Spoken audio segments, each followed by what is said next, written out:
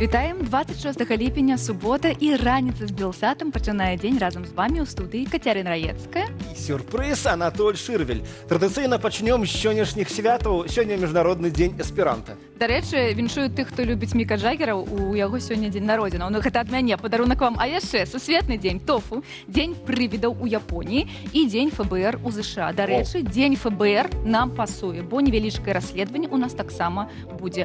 А што будзе далей, давайте паглядзім.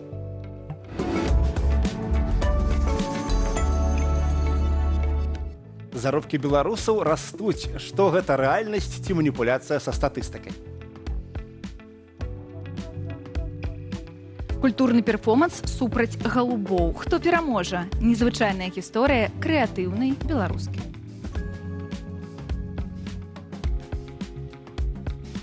Вартыя прагляду фільмы ліпеня, на што звярнуць увагу кінаманам. Як выглядаюць лонданскія кватэры і навошта ровар у брытанскай сталіцы? Завітаем да беларускі, якая жыве ў Вялікай Брытаніі.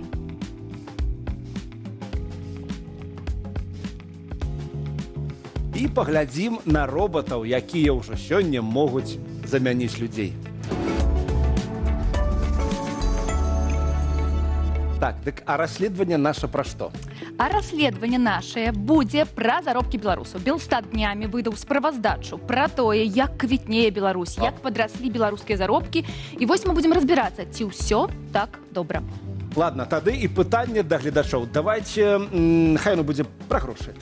Вось колькі грошай вам трэба для шчасця? Ці хапае вам грошай, ці атрымліваеце вы тыя самыя па 500?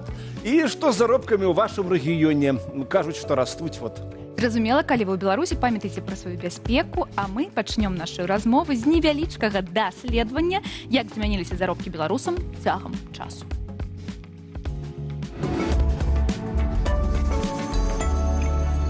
Яшчэ да першых прэзідэнцкіх выбараў у 1992 годзе ў Беларусі з'явілася свая валюта – зайчыкі. Але стабільнасці гэта не прынесла. Грошы імкліва абясцэньваліся, а цэны падвойваліся кожныя 2 месяцы. Да канца 94-га сярэдні заробак складаў усяго каля $20. У 99-м ён вырас да 60, а ўжо ў пачатку 2000-х пераваліў за 100. Перад выбарамі 2001 года Лукашенко ўпершыню абяцаў пэўную лічбу – сярэдні заробак $250. Рэальнасць аказалася іншая. Толькі ў канцы 2005-га заробак дасягнуў абяцаных 250. На выбарах 2006-га прагучала новае абяцанне – падвоіць заработныя платы, пенсіі і стыпендыі. І тут з'явілася міфічная па 500. Але і гэтым разам планка была ўзятая ў 2010 годзе. Але крызіс 11-га зноў адкаціў яго назад. І толькі ў канцы 2012-га яны перавысілі $500. Ужо ў пачатку 15-га адбылася чарговая дэвальвацыя, заробкі ўпалі ніжэй за $400. Нягледзячы на жорсткую рыторыку, цытата «Украдзіце, адкапайце, але па $500 павінна быць». Абяцанне зноў не выканалі. У 2017-м не хапіла да круглай сумы $5. Пасля гэтага дзяржава пачала абяцаць не доларамі, а рублямі. 1000 рублёў – гэта той мінімум, які мы павінны дапамагчы зарабіць. Астатняе – самі. Гэтае абяцанне спраўдзілася толькі ў 2019 годзе, калі паводле тагачаснага курсу 1000 складала ўсё-ткі менш за $500. Што да сённяшніх лічбаў, на травень 2025 года паводле Белстату сярэдні заробак у краіне склаў каля $893. І гэта гістарычны максімум. Ці стане гэта чарговую вяршыню перад новым падзеннем, пакажа час.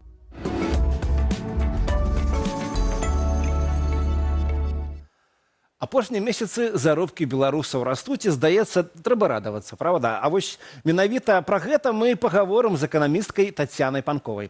Добрый день, Татьяна. Добрый день. Заробки в Беларуси растут. Кажут, что у студені 2025 года реальный заробок вырос аж на 13,5%. У бюджетным секторе рост склаў 13%. Вось ёсць нават у нас некие иллюстрации, калі покажуць, то и мы поглядим. Гэта манипуляция, ці растуць гэтыя заробки? Сапраўды? Да, зарплаты растут. О, якое? Суд нейкі. Так. Да, зарплаты растут, но надо понимать, что рост заработной платы всегда должен быть чем-то подкреплен, какими-то экономическими показателями. То есть для того, чтобы заработная плата росла, должна расти экономическая эффективность деятельности предприятий. Но чуть-чуть, если бы нам пролистали, то я бы объяснила, почему на сегодня это так не работает. Еще чуть-чуть, пожалуйста. Что является основным фактором роста заработной платы? Основным фактором роста заработной платы является такой показатель, как темп роста производительности труда над темпом роста заработной платы. В идеальной экономике для того, чтобы зарплаты росли, и это было связано с эффективностью, этот показатель должен быть больше, чем 1. Если мы посмотрим, в нашем случае он меньше, чем 1, во-первых. А во-вторых, эти цифры примерно такие же из месяца в месяц, из года в год. То есть рост заработной платы не обеспечен ростом эффективности экономики. Кроме этого, если мы посмотрим на цифры, то мы видим, что в динамике увеличивается количество убыточных предприятий, увеличивается их доля, рентабельность продаж снижается, кредиторская задолженность растет, в том числе просроченная.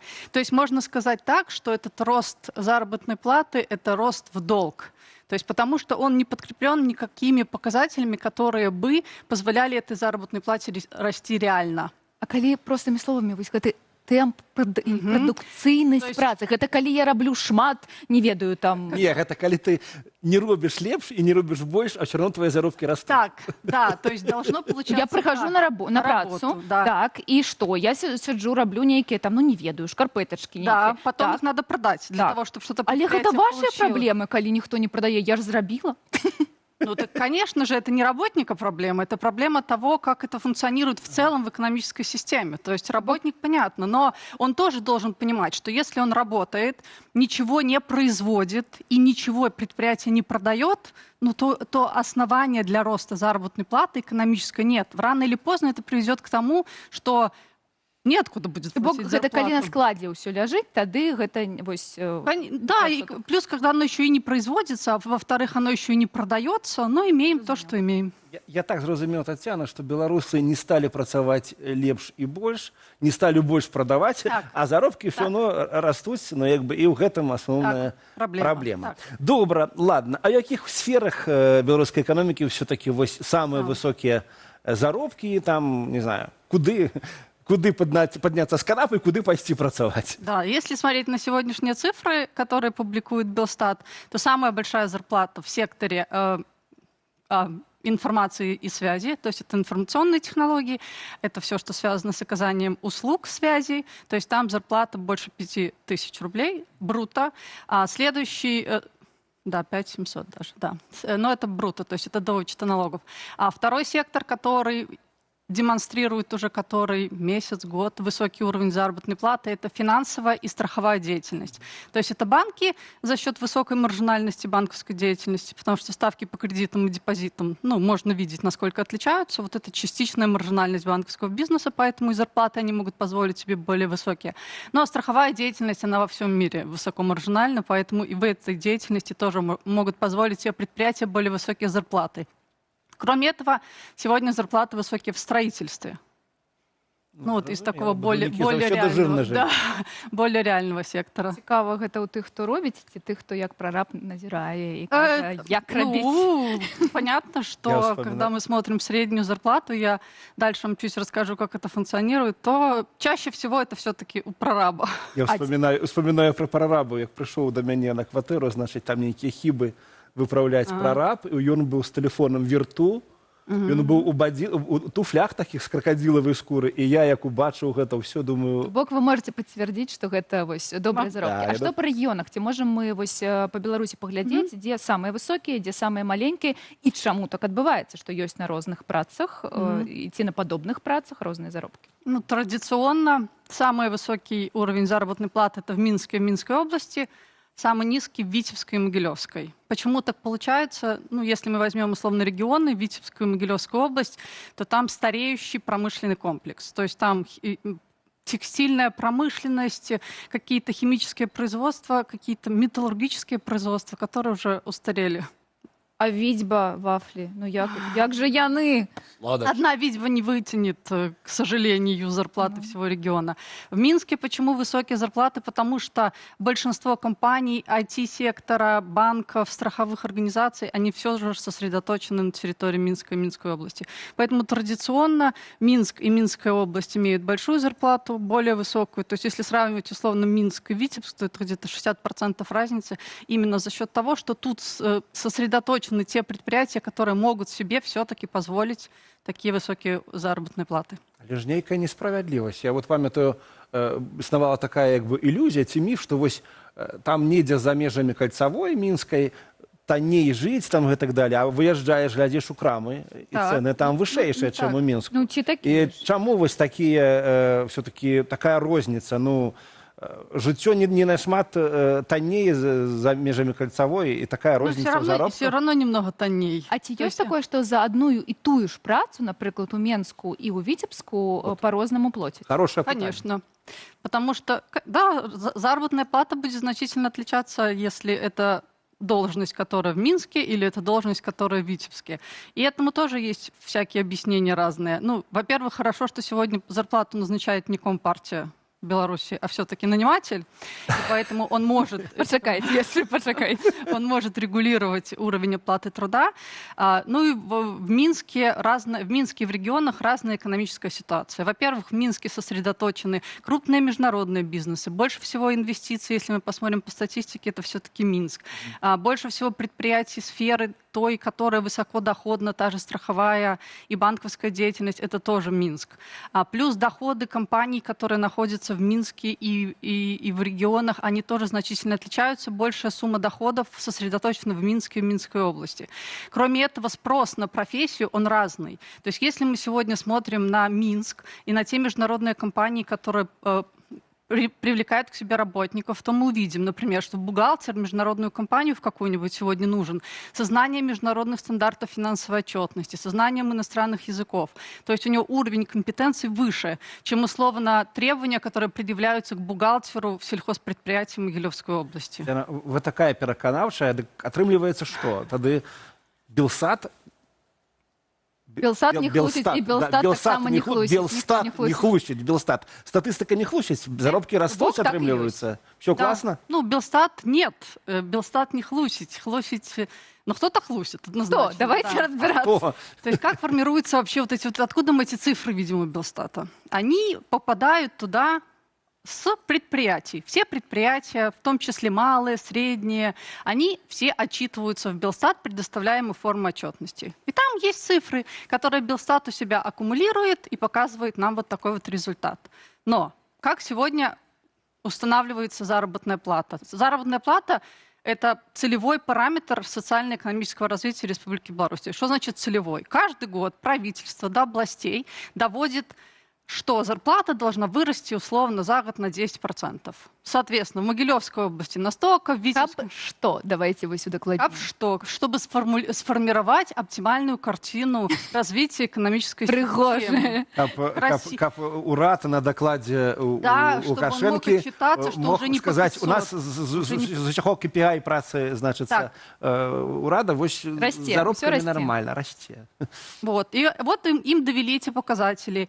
Председатели райисполкомов довели эти показатели до директоров государственных предприятий, а те уже крутятся как хотят. То он премию в конце месяца добавит кому-то, быстренько приказ напишет и скажет, по 30% все должны получить премии. Либо же еще каким-то образом, либо доплаты какие-то повышенные установит. То есть таким образом получается, что врет не Белстат, а начинается все снизу, потому что это цель. Это прогнозный показатель, как в плановой экономике. Который... А як палічыць, напрыклад, вось я бачу, што у Фейсбуку, там у Ютубе, у ТикТоку пишуць, калі вось мы бачым гэтую статыстыку. Мгм. Людзі пишуць, я не атрымліваю, вось як кажуць, у сталіцы чыноўнікі рапартавалі 3598 рублёў, у рэгіёнах 2300, але людзі пишуць, я не атрымліваю ні на рукі, ні без рук гэтых грошай. Як вось палічыць тады, якія сапраўды зарплаты і заробкі у Беларусі, у беларусаў? Ну, во-первых, вот эта цифра, которую мы видим, это средняя зарплата. То есть это условно у нас получает 9 человек по 1000, директор получает 10 тысяч, среднюю мы вывели и вышло 1900. Вы Ну, по лічыце, сути, добра мы да, вам. 1900. То есть 1900 – это, конечно же, зарплата, которую не получает вот этих вот 9 человек, у которых 1000. Поэтому ориентироваться на средние заработные платы, но это можно в пресс-релизах Белстата или в докладах каких-то там правительства. Но ту картину, которую называют люди, то это более реальная картина. У меня где-то висит резюме на каком-то из белорусских сайтов. Мне вчера пришло предложение с зарплатой 726 рублей. На должность главного экономиста. 720. Головного экономиста? Ну, то есть я прекрасно понимаю, что если бы я сегодня захотела пойти экономистом в Могилеве, то вот мой бы уровень оплаты был 800 рублей. Я бы это получала. Ну, вось, до речі, є питання. Ми сьогодні глядачів питаємо про те, колькі грошей треба для щастя. Давайте не колькі грошей усім треба, а вось беларусам у Беларусі. Вось колькі грошей было б добрым заробкам. Калі ты ў сталіцы, напрыклад, і калі ты ў рэгіёне, у маленькім нейкім горадзе. Пуховичах. Ну, мне кажется, тут все зависит от того, какие у человека потребности. То есть, мне кажется, нельзя обобщить. Кому-то хватает 1000, кто уже привык, да? Кому-то и 3 не хватает. То есть, мне кажется, денег должно быть столько, чтобы тебе хватало на удовлетворение, во-первых, базовых потребностей, вкусно поесть, хорошо одеться, иметь возможность развиваться. То есть, хочешь учиться, значит, у тебя есть на это средства, ты можешь учиться, посещать музеи, путешествовать. И плюс 10% у тебя должно оставаться. То есть это должно быть, для того, чтобы ты мог на какие-то долгосрочные цели себе откладывать, надо уже пенсию, потому что неизвестно, что будет с пенсией, учитывая, какой сегодня дефицит фонда соцзащиты. Поэтому для того, чтобы ты мог себе отложить хоть на что-то, понятно, когда у тебя 726 рублей зарплата, тебе, наверное, сложно отложить 10, начни с 1. То есть нужно обязательно начать научиться формировать у себя подушку безопасности. Вось гэта добрая парада. Дзякуй вялікі. Вось гэта зафіксуем. З намі была эканамістка Тетяна Панкова. Дзякуй вялікі. Пра заробак паразмаўлялі. Пра пенсію пазней таксама будзем размаўляць. Спадзяёмся, прыйдзеце яшчэ да нас. А я хочу дадаць. Вось мы тут пра грошы, пра шчасце. Трэба яшчэ дадаць пра жытло. Добрую кватэру знайсці вельмі і вельмі няпроста, нават калі ты жывеш у Лондоне. Асабліва, калі жывеш у Лондоне.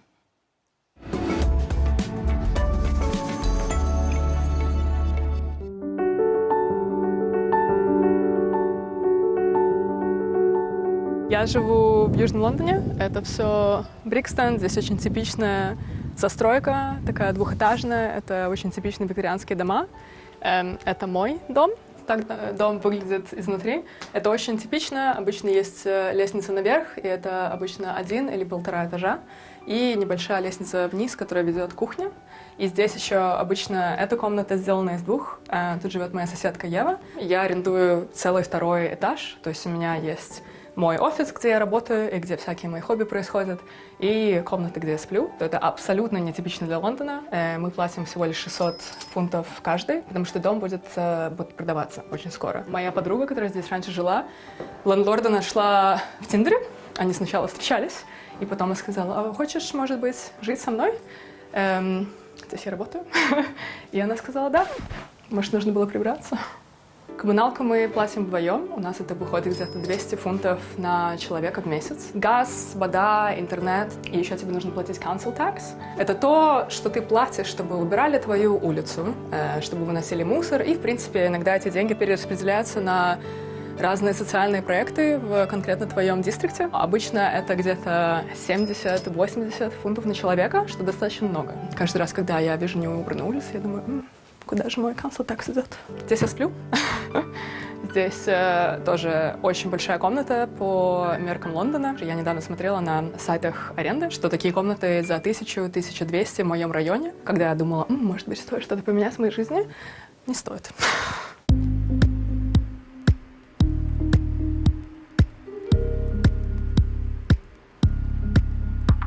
У меня есть 5 рублей, у меня есть небольшая бутылочка водки из бульбаша, и у меня также есть коммунарка шоколадка, которую мне бабушка прислала почтой на Новый год.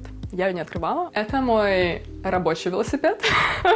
Это круизер, который я купила, чтобы ездить на работу, потому что там спрятана цепь, можно надевать все, что хочешь. Есть корзинка, и ты едешь такой, как на диване. В Лондоне очень часто, если смотреть на людей, которые ездят утром на работу, кажется, что это Тур де Франс, потому что все в рафе. Это очень популярная, очень модная, богатая велоодежда. Там все на своих спортивных великах, там постоянно себя пытаются обогнать. И я такая просто еду. У меня все хорошо. Ветер в волосы и большой велосипед. Это наша кухня. Кухня обычно совмещена с залом. Но это очень помогает, когда, например, ты переехал, и у тебя нет много друзей. Ты когда начинаешь с кем-то жить, то кухня становится таким очень социальным местом, где не только ты можешь готовить в одно и то же самое время, иногда вы можете шерить еду. И, в принципе, часто это там, где вы обмениваетесь информацией о том, как прошел день. В Лондоне очень распространено жить с кем-то. Очень часто люди не могут себе позволить жить в одиночестве, там, с самими собами. До 40, может быть, даже с 50 лет иногда. Снимать жилье одному очень-очень дорого. В Лондоне 50%, по-моему, людей не могут даже думать о том, чтобы позволить себе покупать дом какое-то время. Поэтому то, что существует такая ситуация, где можно очень часто жить в хорошем доме, с хорошими людьми, иногда это очень плохо получается. Когда я только переехала, мне однажды позвонил мой ландор, который был частью какой-то индийской мафии. Потому что каждый раз, когда я переводила деньги за свою квартиру, мне нужно было написать, что это были там fillings, пломбы. И в какой-то момент он мне позвонил и говорит: «Привет, тебе нужно съезжать». Он сказал, что дом обрушается. Моя соседка пыталась выйти из дома. Дверь стояла как дверь, начал съезжать потолок, потому что весь дом начал немножко обваливаться в бок. И мой лендлорд говорит: тебе нужно упаковать все свои вещи. И я говорю: вау, ничего себе, вот это план на пятницу. Пришла домой и увидела огромную трещину, которая не была на моей стене утром. И он перевез меня в какой-то другой дом, который его эта мафия имела. Я не спрашивала никаких вопросов. Просто заселила все свои вещи и решила запомнить эту хорошую историю.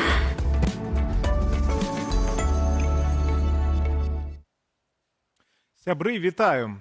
Лето дасягнула свайго экватару, а ўслед за ім пачалі трапляць на экраны самыя спякотныя блокбастары сезону. У ліпені адбылося шмат цікавых прэм'ераў, але з усяго спісу я дабраў для вас 5 самых цікавых стужак. На іх можна пайсці ў кампаніі сяброў, вялікаю сям'ёю ці проста з любімым чалавекам. Магчымасці для адпачынку максімальна шырокія. Як і жанры, ад супергеройскага кіно да парадыйнай камедыі. Давайте познаёмимся з гэтымі праектамі падрабязней. Першым у нас ідзе відовішча з лаканічнаю назваю F1. Гэта гоначная драма коштам $200 мільёнаў. Галоўную ролю ў ёй грае Брэд Піт, адна з апошніх вялікіх зорак Галівуду. Formula One is a team sport. It always was. Listen, let's get this straight. We all lose our jobs if you can't pull off a miracle. No pressure. None. The only question here is, why does Sonny Hayes come back to F1? Сюжэт наступны. Сталага веку рэйсер Соні Гейс калісьці быў узыходнаю зоркаю спаборніцтваў Формулы-1. Слаўныя часы даўно мінулі, і мужчына цяпер жыве адзін у старым трэйлеры. Жыццё падкідвае яму апошні шанец на рэванш. Соні трэба ўратаваць каманду свайго старога суперніка Рубена, яго грае Хавьер Бардем, якая вось-вось вылеціць з турнірнага спісу формулы. Што ён і робіць, ізноў сядаючы за стырно спартовага баліда. Драмы пры аўтамабільнай гонкі карыстаюцца невялікім попытам у аўдыторыі. І вядома чаму. Архетыпічны сюжэт пра пераадольванне, прадказальны фінал, усё гэта мы 1000 разоў бачылі на экранах. Але ў стужцы Джозефа Касінскага ёсць непрабівальны козыр. Яна проста неймаверна прыгожа знятая. Ад заліхвацкага монтажу, гукаў і саундтрэку можна адчуць эмоцыі, якія перажываюць заўзятары гоначных спаборніцтваў. Менавіта як рэклама Формулы-1 фільм і выглядае. Але гэта ў нашым выпадку хутчэй гучыць не як мінус, а як плюс. «Цуды на віражах» дэманструе і свежая экранізацыя Супермена, этапная экранізацыя коміксу кіносусвету DC.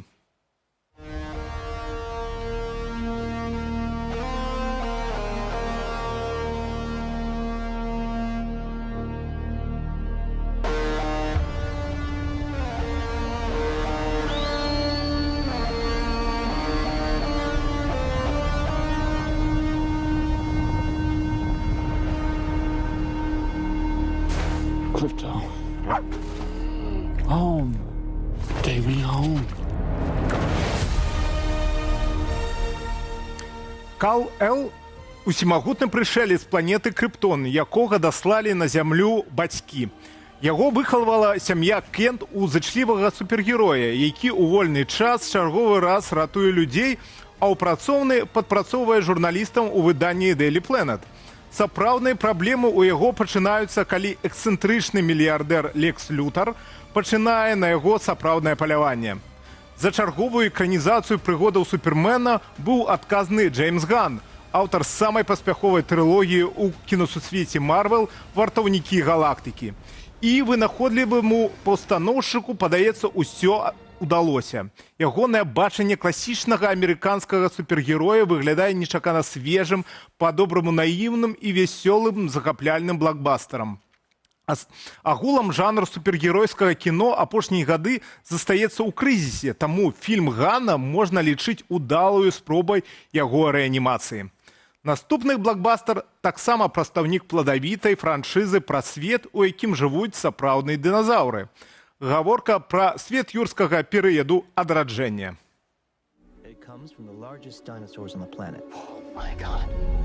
Fortunately for us, all these species exist in one isolated place. Can you be ready tomorrow? I can guarantee your safety. I mean, more or less. More or less?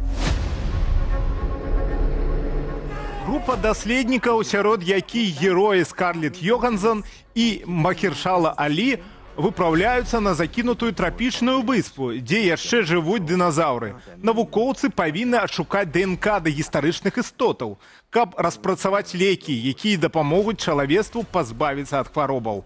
За 30 гадоў кінафраншызы «Парк юрскага перыяду» напладзілася аж цэлых 7 стужак, якія, вось нечаканасць, вельмі падобныя паміж сабой. Навукоўцы зноў кланавалі дыназаўраў, дыназаўры вырваліся на волю, і цяпер людзям трэба наладзіць з імі кантакт.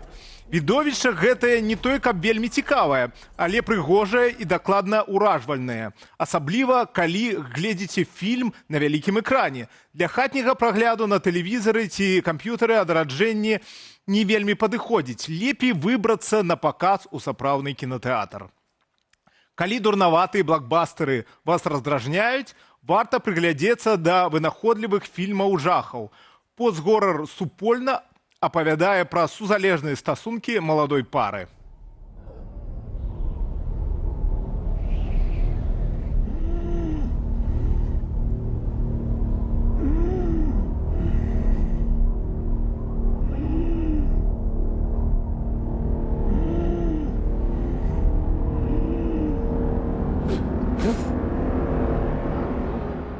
Актор Дэйв Фрэнкаў і Элісан Бры граюць закаханых маладзёнаў, якія перасяляюцца ў новы дом для спакойнага жыцця.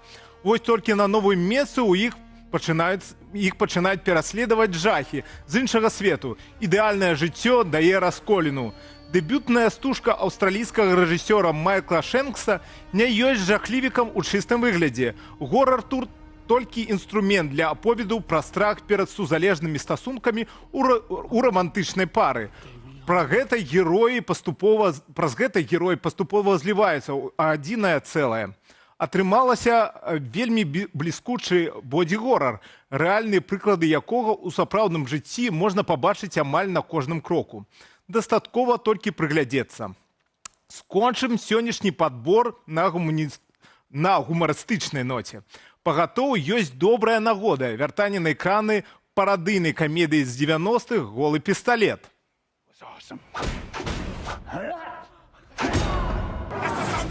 Police squad has always been the elite of the elite. Hi, Daddy. It's me, Frank Jr. Love you. Hey, Dad. Boy, do I miss you.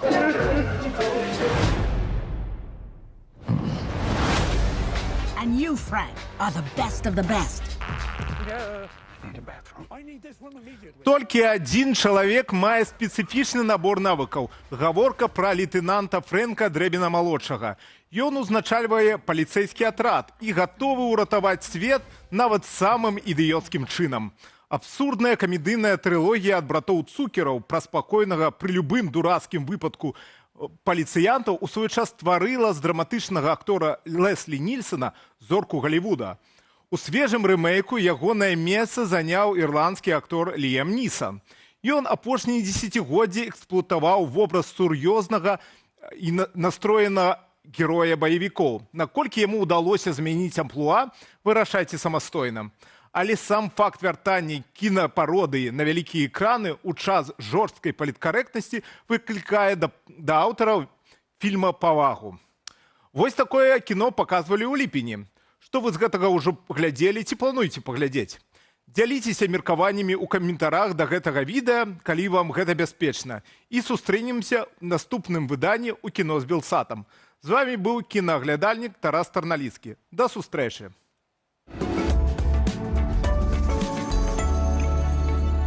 Дякую, Тарас. Я ведаю, чым займуся на выходных. Вось заўтра і займуся, бо тут уже будзе Аліна. А я вось трошки баюся пачынаць глядзець серыялы. Ведаеш, бо калі насамрэч добры серыял, ад яго не адарвацца. Ну і как бы нічога больш не можаш рабіць. Глядзіш і глядзіш гэты серыял. Тады прапаную караценечкую, але вельмі захапляльную гісторыю. Мне падаецца, калісьці пра гэта напішуць кнігу і будзе яна называцца «Вольга і Гжэгаш. Барацьба за месца пад сонцем».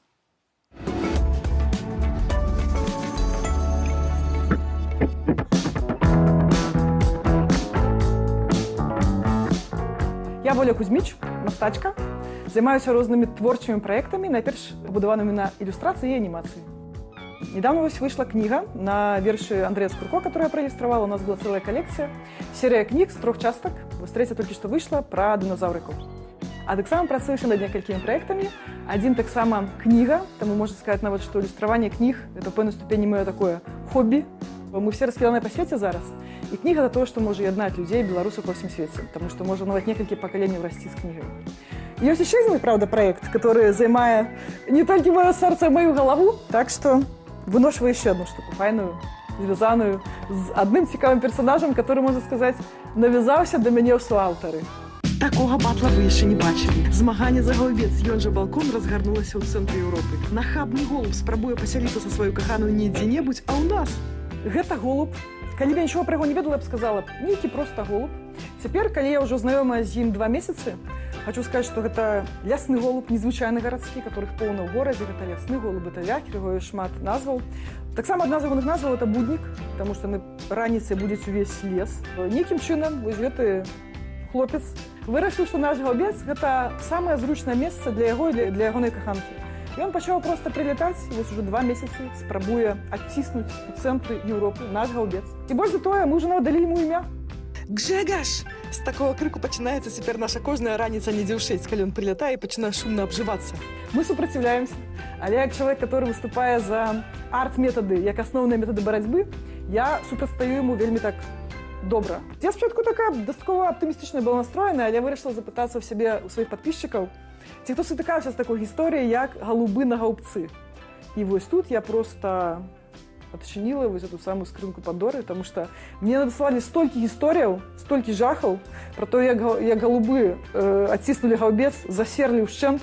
Вось я вырашыла пацікавіцца, а што з боку заканадаўства польскага. Аказваецца, што забаронена наўмысна прыцягваць птушак на галубец. Так, то бок нельга, умоўна кажучы, рассыпаць там якімі зярнятакаў і падкармліваць галубоў, таму што гэта антысанітарыя, гэта зло, кепска, все неправільна. Так, таму карміць нельга. В этом сэнсе я законапаслухмяная грамадзянка, нічога не кормім, нават я не паспела там нейкія кветкі засеяць. Стаяць на галубцы проста голыя вось гэтыя з мінулага году нейкія прараслі. Вот, я нічога там нават не засаджвала, каб только не падкармліваць, так. Але што было вялізным сюрпрызам для мяне, так, што калі ўжо галубы знеслі там першае яйка, все, закон раптоўна на іхні бок пераходзіць, то бок іх нельга выганяць. Вось то быў нават эпізод там пару гадоў таму, калі нейкі мужчына выкінуў гэтае гнездо з галубца, вось, яму там прысудзілі значнае пакаранне. Словам маёй барацьбы стаў змагаемся да першага яйка.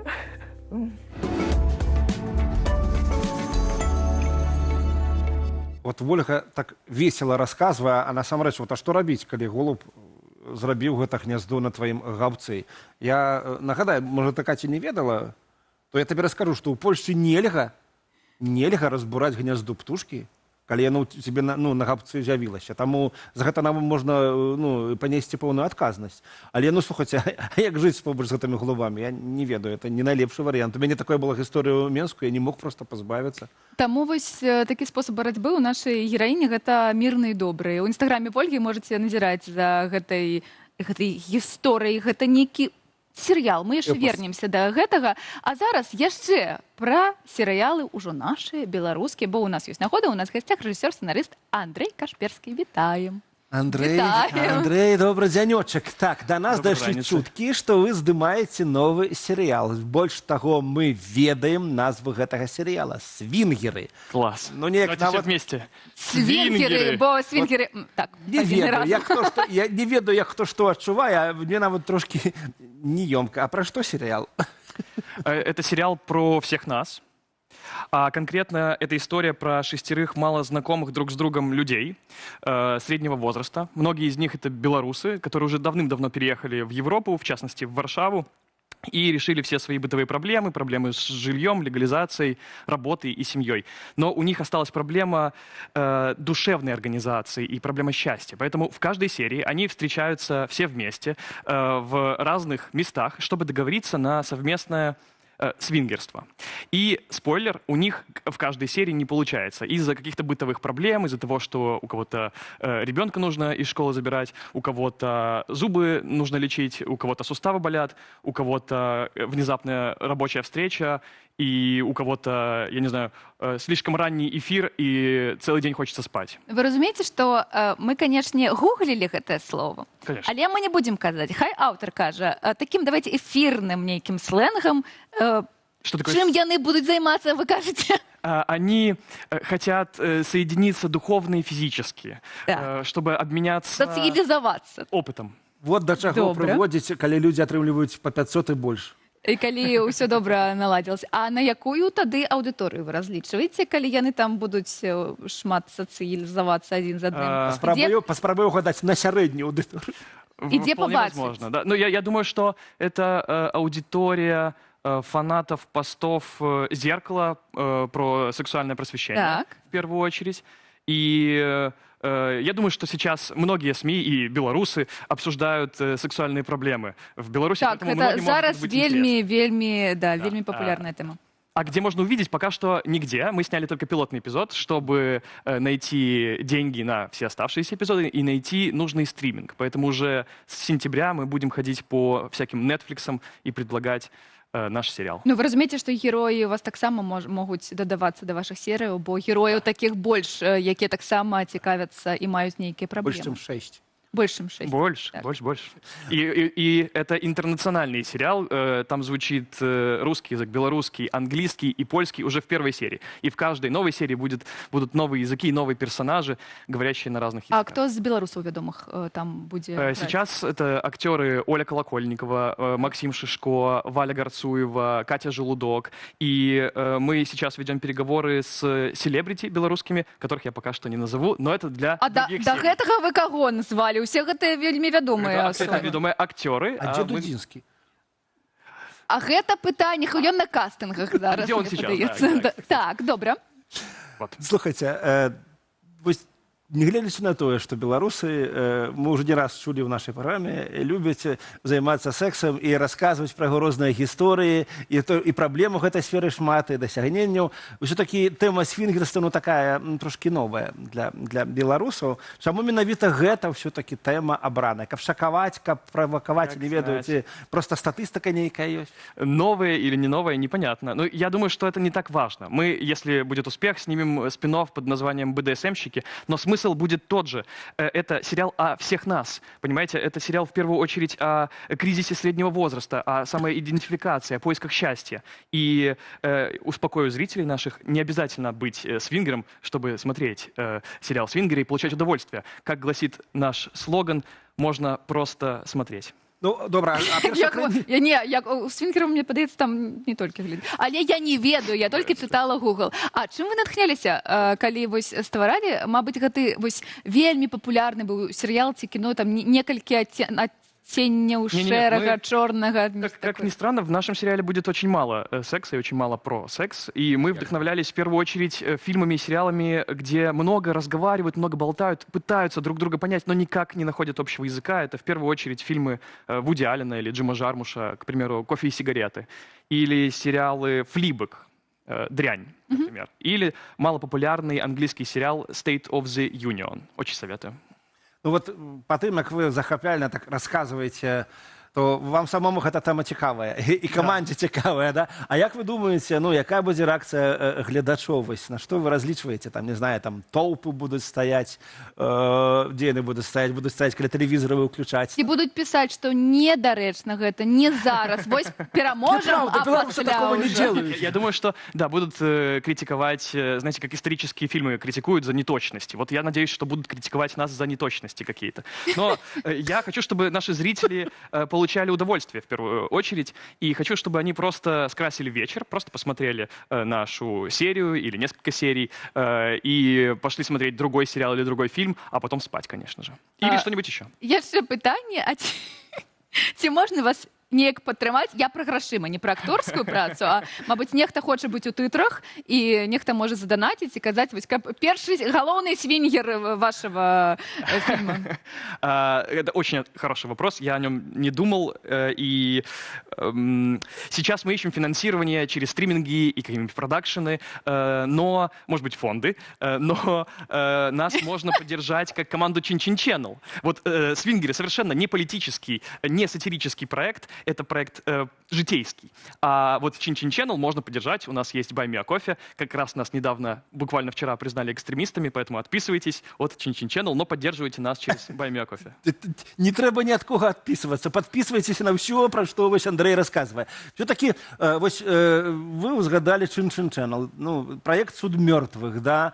Ён неяк звязаны з чын-чынамі, ці гэта іншая гісторыя? Нет. Са свінгерамі звязаны? Чин-чины и «Суд мертвых» не связаны никак, может быть, только авторами. Может быть, они связаны как, например, «Монти Пайтон» и «12 обезьян» Терри Гиллиам. Это один и тот же автор, но совершенно два разных произведения. И вот «Чин-чины» — это одно, а «Суд мертвых» — это полнометражный фильм. Это полнометражный ироничный хоррор про судебную систему в Беларуси. Ведь в 23-м году приняли закон, по которому можно судить преступников, которые уже умерли. И вот в нашей истории судья Александра Драгун в исполнении Зои Белохвостик судит этих преступников, которые умерли уже много лет назад, и они восстают из мертвых и начинают ее преследовать. Мы сняли уже короткометражный фильм, уже скоро, я думаю, мы его покажем где-нибудь в Варшаве и других городах Европы, а в конце года планируем выпустить его в Ютубе. И сняли мы этот короткометражный фильм с такой же целью, как сняли пилотный эпизод «Свингеров», чтобы найти деньги на продолжение. В нашем случае, в случае с «Судом мертвых», найти деньги на полный метр. Падабаецца гэтая стратэгія. Паглядзіце, як усё дрэнна, і дайце грошай, ці паглядзіце, як усё добра, і дайце грошай, ці далучайцеся да нас, будзе вельмі весела. Катя, я бачу у табе таленавітага прадзюсара. Добра, вось да нас прыйшоў рэжысёр, кінаэрудыт, словы называе разумных і так далее. Як вы ставіцеся да крытыкі? Гэта такое, што была не крытыка, а кампліменты. Сугубо. Отнюдь. Ну, на самом деле, я обожаю критику. Пожалуйста, я хочу читать критику про свои фильмы и сериалы, я читаю критику про все вышедшие фильмы, про все фильмы, про которые сказал Тарас Тарналицкий, читаю Тараса Тарналицкого. Я жду, что про наши фильмы и сериалы будут писать как можно больше. И пишите под этим выпуском всю критику, о которой вы думаете, обязательно. Я ее всю читаю, и мне это очень нравится, меня это вдохновляет. Ее не хватает. Пакуль ты задасі наступнае пытанне, я рэпліку зраблю. Тараса Тарналіцкага можна не толькі чытаць, але глядзець у нас у эфіры «Раніца з Белсатом». Я и слушаю его подкаст «Кинотеатр Беларусь». Вот. Ой, і слёзка такая пацякла. Добра. Апошняе пытанне, мы яго задаем нашым сённяшнім гледачам. А вось колькі вам, як рэжысёру гэтых стужак, на якія вы шукаеце грошы, трэба грошай для шчасця, каб гэтыя стужкі адбыліся цалкам? А я записываю. Для счастья. Я не знаю, я не считал 1 000 000 евро на «Суд мертвых», около 350 тысяч на «Свингеров», но я не считал. Я думаю, что счастье — это заниматься своим делом, заниматься этим процессом. Я люблю вообще эти процессы, ну вы знаете, процессы. И я хочу продолжать этим заниматься с любовью, которая во мне есть к этому делу и к кино. І з грашыма. Я вам жадаю, бо гэтая лірыка, гэта рэжысёры заўсёды лірыкі. Дзякуй вялікі, што да нас завіталі. Мы чакаем прэм'еры серыялу. Хай гэта будзе на нейкіх такіх добрых платформах, каб мы ўсе глядзелі, вы грошкі атрымоўвалі. А вы, калі ласка, пішыце каментары. З намі быў Андрэй Кашперскі, рэжысёр і сцэнарыст. Ну, а мы працягваем размаўляць пра будучыню. Працягваем разам з Вольгай Старасцінай.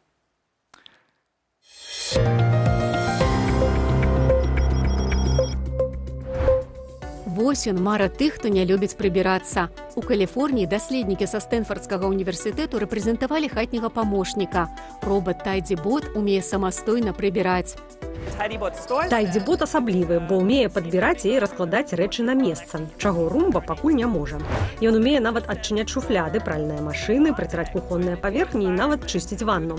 Карацей, усё гэта Тайдзі-бот можа рабіць, тое, чаго Румба пакуль не ўмее.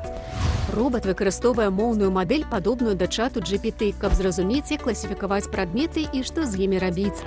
Яму дастаткова адзін раз паказаць, напрыклад, як чысціць унітаз. Тайдзі-бот трывала запомніць і паўторыць. У будучыні распрацоўнікі хочуць дадаць другі маніпулятар і зрабіць Тайдзі-бот цалкам аўтаномным, каб ён мог сам наводзіць парадак ва ўсім доме або нават працаваць у камандзе з іншымі такімі ж робатамі. Прыемна тут быць. Мяне клічуць Іян. Я працоўны гуманоід з Цюрыху. Сёння я і мае калегі прадэманструем, на што мы здольныя. Іян – прамысловы гуманоід, які сам вучыцца і працуе без перапынкаў. Ужо ў найбліжэйшыя месяцы ён пачне працу на сапраўдных прадпрыемствах. Іян быў створаны як дадатак да людской працоўнай сілы. Мы назіраем дэфіцыт працоўных рук у многіх галінах – мабільнай, транспартнай ды іншых, дзе старэйшае пакаленне выходзіць на пенсію. Сярэдняе пакаленне ўжо не цікавіцца такімі відамі працы, а маладое дакладна хоча займацца зусім іншым. У гэты ж час у Італіі першы ў свеце гуманоідны робот з рэактыўным рухавіком здзейсніў свой першы палёт. Iron Cup 3 узляцеў на 50 сантыметраў, дакладна захоўваючы раўнавагу і кантроль. Патэнцыйных выкарыстанняў для Iron Cup 3 вельмі шмат. Перш за ўсё, гэта рэагаванне на надзвычайныя сітуацыі. Мы хацелі б мець платформу, што можа абыходзіць ваду і агонь, прызямляцца, шукаць ацалелых і перамяшчацца да наступнага будынку. Iron Cup 3 мае 4 рэактыўныя рухавікі, усталяваныя на спіне, што дазваляе яму завісаць у паветры і выконваць кіраваныя манеўры. Канструкцыя робата ўключае тытанавы каркас і тэрмаўстойлівыя пакрыцці, здольныя вытрымліваць экстрэмальныя ўмовы, створаныя турбінамі, тэмпература якіх можа дасягаць 800 градусаў. А навукоўцы з Масачусетскага тэхналагічнага інстытуту стварылі малюсенькага робата, які ўмее скакаць. Робот мае спружыністую нагу, якая дапамагае яму адштурхоўвацца. Ён мае 4 крылы, якія трымаюць яго ў раўнавазе. Ён здольны пераскокваць праз камяні, лёд, траву ды іншыя перашкоды. Дзякуючы дызайну робот траціць удвая менш энергіі за лятучыя робаты такога ж памеру. Ён можа насіць сэнсары, батарэі ды іншыя неабходныя рэчы, што робіць яго яшчэ больш карысным. Такі робот можа браць удзел у ратавальных аперацыях і даследаваннях у цяжкадаступных месцах.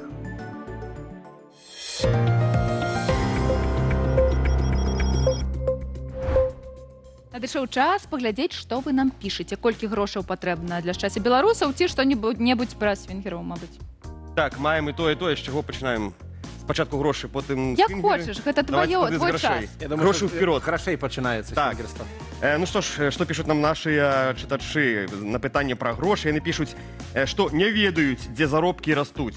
Дзе заробкі растуць? Бо кошты растуць дакладна, а вось грошы не факт. Ну, мы сутыкаліся. Ну, гэта звязанае, так. Так, з Менску нам пішуць. Прафесар у інстытуце так казаў студэнтам. Столькі грошай, колькі хаціце мне даць, мне не патрэбна, а колькі мне патрэбна, у вас няма. Ёсць такая тэма. Калі я не памыляюся, то таксама у нас в універсітэце была такая ж размова. Пішуць пра прыватнікаў і скардзяцца, што ідэолагаў паставіць у прыватныя фірмы могуць, а прапісаць заробак не могуць. Ось так. А хочуць людзі, каб у прыватнікам таксама прыпісалі заробак? Ну, напэўна, да. Добра, па 500 рублёў. Скажам, каму трэба прыпішуць. Каму? Не знаю. Пра мяне напішыце. Напісаць. Да. Так, а агулам падкрэслівае ўсё Вожык Патрыёт і падсумоўвае. Паказуха агульная, карацей кажучы. Гэта нам ці ім? Я вось не ведаю. Можа быць, это і... Так, паказуха, што вы нам зробіце. Улічваючы, што Вожык наш патрыёт, я думаю, што гэта не пра нас, а пра іх, которые хлусяць, маняць і робяць... Добра, пра кінематограф нам пішуць. Спачатку да Тараса звяртаюцца пра Ліка Нільсона. Лікам Нільсонам ён дрэнна рухаецца за ўзросту, а яго ўсё героем баевікоў робяць. Это эйджизм. Той, які лаем? Так. Гэта ён жа? Напэўна. Я забыталася, там было столькі прозвішчаў, што я ўжо забыталася. Але вы ведаеце, дзед яшчэ можа, бо кожны дзед унутры... Помніце Чака Норриса. Напрыклад. Або Дениса Дудинского. Кашперский, значит, пишуть, малайчина не спиняє творчий процес. Правда. А я думав, яны будуть грати свінг, бо свінг – це ще і Так, музикальний керунок. а я так само, у нас уже был жартик про свингеров, ну, в смысле, Да. ну. Да, дальше одна з моїх любимих плиняв у музики. Це там, напевно, безпорадочне бринчання на всіх інструментах. Але пригожо танцюють свінг. Пад яго. Ці свінг – це ще й танець. Пад яго, да. Так, хлопці, далей. І ось. Гэта все просто промо-кампанія до нової стужки. Правда. Так, гэта ўсё, што было ў Фейсбуку. Так. Это про гэта, да? Так. БДСМщики Щучинщини – назва для наступного серіалу. Хай усе язики поламають. Добре. БДСМщики Щучинщини. Залічено. Так. Ці працюють... Во, питання, до речі, на уздагон. Я після у гримерці доганю Андрія Кашперського і запитаю. Це питання задам йому непосередньо. А його питають, ці працюють над наступним треком після гімна для узди. А важне питання, до речі. Так, а ви слухаєте, до речі, ти узда, ну... Трек сам. Трек і кліп глядите ви? Так. Щучанщина. Это трохи. Это інше, але працюють. Ну, що яще? Так само придумали добрую назву для нового серіалу. Я так само Андрею Кашперському передам. «Секс у старих дорогах». Добре, пригожа гучить. Так. Ну, ось не там же ірландський актер, которого критикували. Мне падаецца ўсё, гэта вы уже за кадром будете. У нас наперадзе яшчэ гадзіна эфіру. Вы, калі ласачка, пішыце адказы на пытанне, колькі грошай хацеце зарабляць, ці пішыце пра музыку, пра кіно і пра всякае такое добрае. І вось вам музыка, каб не было так сумна пісаць пра заробкі.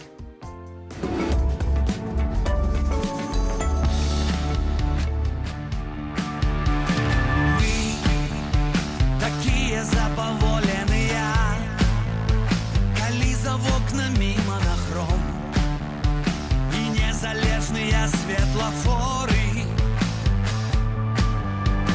Плынь накрые нас ізноў цішыня, і мы спыняем, хто на сезон, хто на гады, а хто назаўжды свае маторы.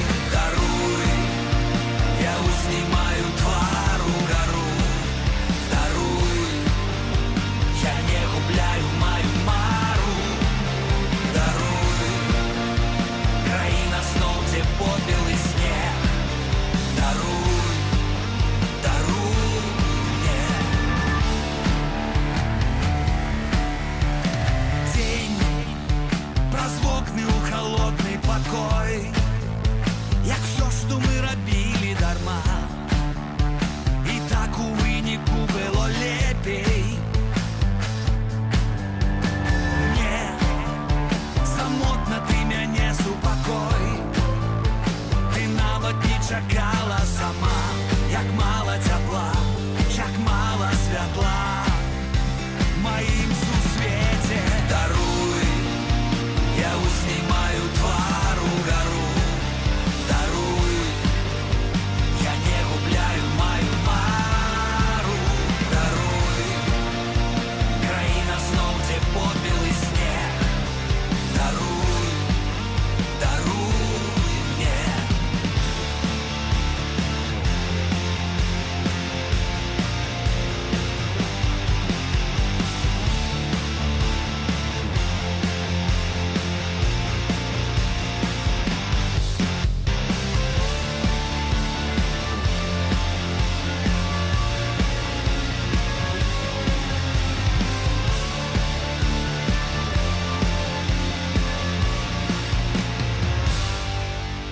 Даруй, я узнімаю твар угару. Даруй, я не губляю маю мару. Даруй, краіна зноў, дзе побелы снег. Даруй, даруй мне. Даруй мне, даруй мне, даруй мне, даруй мне, даруй мне, даруй мне, даруй мне, даруй.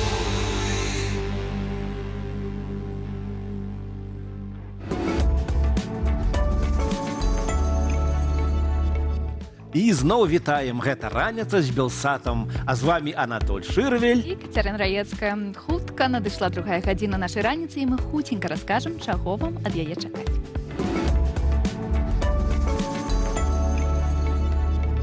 Інтымныя фота і службовыя раманы. Чаму дарослыя людзі ўсё гэта робяць і як нам да гэтага ставяцца, пагаворым з псіхолагам.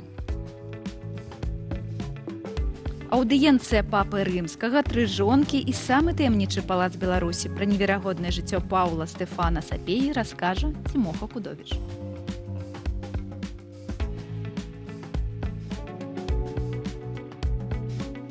Кераміка з кветкамі і мёд з дрэваў. Працягваем шукаць польскіх беларусаў з падляшскімі вакацыямі. Як паступіць у замежную ВНУ? Спытаем у спецыялістаў. А таксама даведаемся працяг гісторыі беларускай мастачкі і варшаўскага голуба. І пачынаем адразу са скандалаў. Ліпень быў багатым на скандалы, звязаны з незалежнымі сексуальнымі паводзінамі. Спачатку ўсе кінуліся абмяркоўваць пару з канцэрту Coldplay, дзе гендырэктар IT-кампаніі абдымаў каханку і трапіў на відэа. А потым скандал у беларускай дэмакратычнай супольнасці з такімі фота, якія не трэба нікаму дасылаць, шаноўнае гаспадарства. Вот так вот. Але мы не будзем абмяркоўваць падрабязнасці, але давайте пагаворым пра тое, чаму вось з выгляду разумныя людзі, Дарослыя, давайте спачатку так. Ужо выглядаюць як дарослыя, яны гэта робяць гэта. Не то, што робяць гэта. Гэта пыха, гэта глупства, гэта пачуццё беспакаранасці. І пра гэта ўсё мы будзем не самі размаўляць і падтрымаць нашу размову. Віалета Нікіцік, псіхалагіня і гештальт-тэрапеўтка. Вітаем! Вось да вас усе гэтыя пытанні. Навошта яны гэта робяць? Чаму яны гэта робяць? Усе гэтыя дарослыя, сумленныя людзі. А ім не хапае. Прывітанне. Ну, глядзіце, па-першае, гэта можна рабіць як бы у розных сітуацыях. Калі гэта мы дасылаем такі контент да сваіх не ведаю, жонак, каханак, каго заўгодна, калі гэта па згодзе абодвух людзей, то гэта, ну, як бы добра, гэта справа дарослых людзей. Што датычыцца тады, калі гэта не запрашальны контент, гэта ўжо іншае пытанне. Што менавіта вас цікавіць? Ну, чаму дарослы мужчына ці, не ведаю, жанчына, ну, з большасці мужчыны, лічаць, што можна межы іншых людзей вось так парушаць. Нешта дасылаць, ці нешта там то хлопнуць, то жамкнуць, то нешта яшчэ. Чаму гэта адбываецца? Гэта жаданне некага прадэманстраваць сваю ўладу, ці, мабыць, гэта жаданне проста вось нейкіх адносінаў, але яны не ўмеюць казаць гэта праз рот, як кажуць. Ну, тое, што ты кажаш, гэта першая праблема, якую бачу, гэта агульнакультуральная праблема, што гэта як бы прынята за норму парушэння межаў іншых. Па-другое, калі гэта... Я зараз не буду так казаць пра патрыархальную сістэму і культуру, гэта ўсё зразумела. Недахоп выхавання і агульнай культуры на позіме, на ўзроўні грамадства. Гэта першае. Па-другое, што такая спроба, што датычыцца высылання контента, зноў жа, лічбовы эксбіцыянізм, і там трэба вельмі індывідуальна разглядаць, чаму чалавек гэта робіць. То есть, ці ў яго крызіс, такі адыгрыванне нейкай падлеткавай сексуальнасці. Можа, гэта яшчэ штосьці дзіцячае з таго, што вось, мама, паглядзі, якія прыгожы. Рознае можа быць. Таксама на тым, што гэта так нечакана, такое парушэнне межаў, гэта таксама можа быць звязана з чымсьці, калі, зноў жа не ведаю, там недастатковая ўпэўненасць, там ужо, ну, Ну, нешта, да, гэта ўжо да спецыялісту. А, дарэчы, вось пра гэты замежны скандал на канцэрце Coldplay, бедныя Coldplay, назаўсёды гэта з імі. Чаму, па-першае, чаму людзі робяць вось гэтыя, ходзяць з каханкамі кудысьці, а таксама чаму ўжо зараз у карпарацыях ёсць правілы, якія забараняюць нейкія адносіны паміж калегамі? Гэтыя правілы ёсць уже даўно, таму што сапраўды раманы, каханкі на працы вельмі ўплываюць на агульную групавую дынаміку калектыва. Гэта ідзе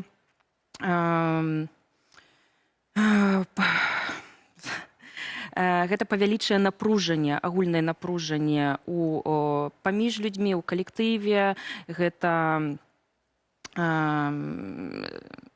скрэчванне кантэкстаў на працы, перакрыжаванне.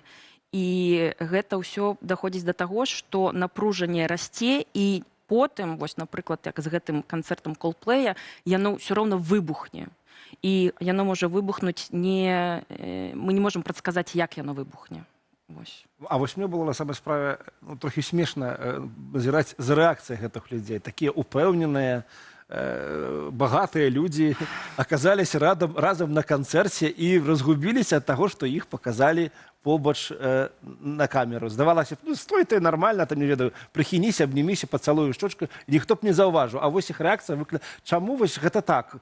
З аднаго боку не баяцца дэманстраваць, а другога боку што ў кусты? Ну, па-першае, яны зразумелі, і жанчына хутчэй гэта зразумела, што гэта крах іх жыцця і кар'еры. Па-другое, чаму людзі...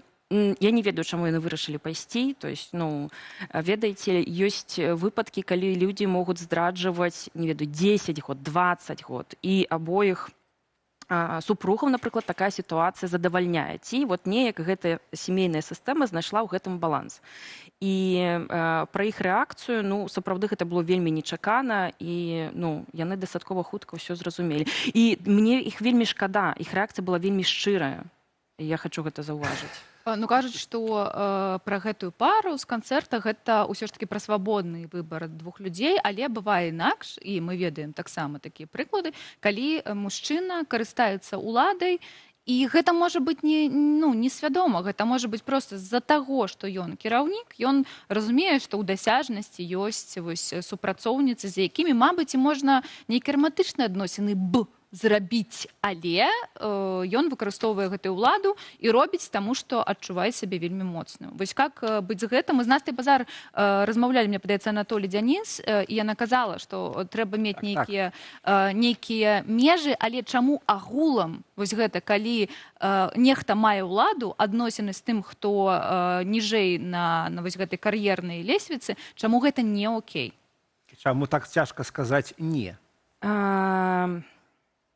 Гэта не окей, таму што тут няма свабоды, няма вольнага выбара. Гэта не окей, таму што, на жаль, пакуль у нашым грамадстве, у нашай культуры, цывілізацыі, пакуль існуе гвалт да тых, хто за нас слабейшы, да тых, хто за нас мniejшы, гэта будзе працягвацца. Хтосьці адыгрывае сваю асабістую траўму, хтосьці проста, я кажу, што вось ёсць такія правілы, мой калега робіць, там мой тата рабіў, яшчэ штосьці, і вось як бы ўсё окей. Ці калі я гэта раблю, і мае сябры, якія пра гэта знаюць, мае калегі пра гэта знаюць, яны маўчаць, яны прымаюць, і нібы тады ўсё лічыцца, што гэта окей. Там запускаюцца розныя механізмы абароны псіхікі, каб гэта ўсё апраўдаць і сказаць, са мной ўсё окей. Я кажу, што гэта трэба індывідуальна разбіраць кожны кейс, але праблема існуе. Вось як такія, скажем, кейсы ўскрываюцца, калі становіцца вядома публіцы, што нешта не тое адбываецца паміж чалавекам, надзеленым нейкай уладай там і той жанчынай, которая быццам бы яму падначаленая. Адразу ёсць нагорыца, которая кажа, чаго ты маўчала? Чаго ты раней не казала? Вось, а чаму так цяжка жанчынам сказаць пра нейкія не тыя паводзіны мужчын? Чаму яны ўсё-такі маўчаць? Гэта самаабарона ці гэта страх, што гэта? Як гэта патлумачыць? Зноў жа, першая прычына гэта пакуль агульная культура камунікацыі. То есть вось мне вельмі спадабалася, як нядаўна сказала моя калега, пра тое, што культуры якія родам у дыктатарскіх краінах, там большая талерантнасць да гвалту ўвогуле. Гэта такі спосаб адаптацыі да жыцця, каб выжыць. І на постсавецкай культуры, на постсавецкай прасторы, на жаль, гэта яшчэ лічыцца амаль як норма. Нармальна же, там і зараз таксама у сацыяльных сетках можна заўважыць, што шмат хто піша, а што такога? Нічога не этого, ты ж там жывая, яшчэ штосьці. І я кажу, што гэта такая агульная талерантнасць да гвалту, і трэба шмат працаваць на ўсіх узроўнях, каб казаць, што гэта не ок.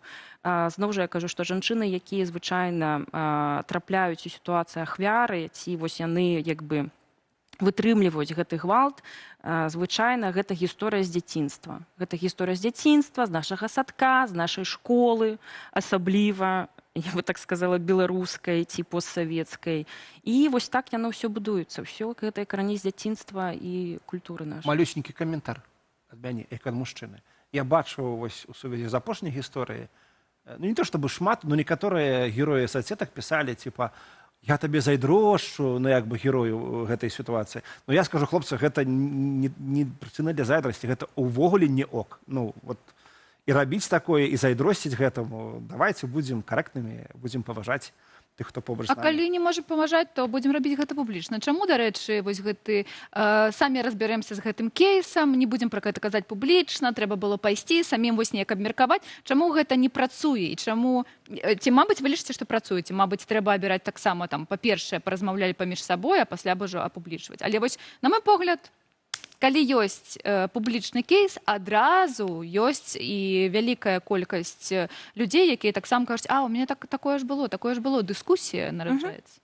Хочу, па-першае, сказаць дзякую, Анатоль, што ты гэта сказал, таму што гэта вельмі важна, сапраўды, каб мужчыны казалі мужчынам. І я гэта кажу і сваім сябрам і калегам, асабліва вось нашых культурнай нашай групы, скажем так. На таго, што ты сказала, публічны чалавек, публічны кейс, публічнае разбірательства. Тое, што зараз гэта такі стала выбухам, гэта добрая нагода, і я ведаеце, тут можна быць і ўдзячным за тое, што ўсё ж такі гэта адбылося, і ўдзячна гэтым удзельнікам, і там асабіста Андрэю, што ён усё гэта вытрымлівае, таму што гэта пайшло публічная дыскусія, якая ўздымае весь той гной, які быў, і ён толькі нарастаў, і вось ёсць магчымасць яму выйсці. Таму гэта адно з таго, што будзе толькі аздараўляць наше грамадства да таго, каб жанчыны пра гэта больш даведаліся, каб мужчыны пра гэта больш даведаліся, каб мужчыны пабачылі, што за гэта ідзе накаранне, што вось і па тэлебачанню, і ўсе калегі будуць пра гэта казаць. Спадзяемся, так. Гэта нават калі нічым не скончваецца там расследаванне, тое ж пра што гэта гавораць і як абмяркоўваюць, гэта ўжо нейкі вынік. Была такая добрая цытата на белсатаўскім. Аўтарка Наста пісала, што калі расійскі апазіцыянер заўсёды ламаецца на пытанні Украіны, а вось беларускі дэмакратычны прадстаўнік ламаецца на пытанні жанчынаў. Таму я жадаю таксама нашым мужчынам, каб яны памяталі, што гендерныя правы і антыхарасінг і таксама ўсё тое, што нельга рабіць, яно нельга рабіць ужо зараз, а не пасля перамогі. Дзякуй вялікі. Дзякуй вялікі, што прыйшлі да нас. Нагадваем, што пра складаныя рэчы, пра складаныя тэмы нам распавядала Віолета Нікіцік, псіхолог. І, мабыць, цяпер добры час, каб трохі адысці ад сучасных жарсцяў і паслухаць медытацыйны расповед Цімоха Акудовіча пра беларускае сярэднявечча.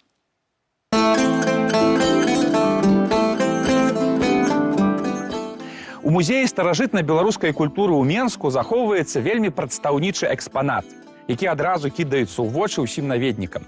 Гэта 4 надмагільныя скульптуры ў поўны рост. Адна з якіх выяўляе рыцара ў даспехах, які ляжыць, падпёршы галаву рукой, а 3 іншыя скульптуры жанчыну вельмі строгай, амаль манаскай вопратцы.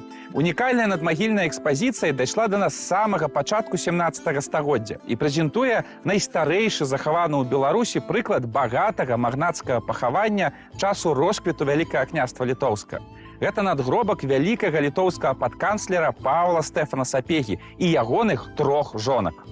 Павел Стэфан Сапега – прадстаўнік аднаго з наймагутнейшых магнацкіх радоў ВКЛ. Пражыў доўгае і насычанае жыццё. У маладосці атрымаў пасаду канюшага ВКЛ, у 1600-х гадах здзейсніў паломніцтва ў Рым і меў аўдыенцыю папы рымскага Клімента VIII. У 1609-11 гадах браў удзел у смаленскай кампаніі, дзе страціў руку. Па вяртанні з вайны Павел Сапега разгарнуў маштабнае будаўніцтва ў родавым маёнтку Гальшаны. У выніку паўстаў адзін з найбольш пампезных палацаў свайго часу, руіны якога да сённяшняга дня захаваліся ў Гальшанах і натхнялі Владзіміра Караткевіча на ягоныя творы. Таксама Сапега пабудаваў вялікі манастырскі комплекс францысканаў, які цяпер стаіць у цэнтры вёскі. Няпростым было і сямейнае жыццё Сапегі. Ён быў жанаты 4 разы. Рэгіна Дыбоўская, Эльжбета Веселін, Кацярына Гаслаўская, Соф'я Даніловіч. Першыя 3 жонкі Сапегі памерлі ад розных хваробаў. А сам Павел Сапега памёр у 1635 годзе ў сваім замку ў Гальшанах. Паводле тагачаснай традыцыі яго пахавалі ў родавым маёнтку, у касцёле, які ён сам зафундаваў. Пры гэтым ён быў буйным магнатам і заўважным палітычным дзеячам свайго часу. Таму пахаванне мусіла выглядаць адпаведна, прадстаўніча, у стылі свайго часу.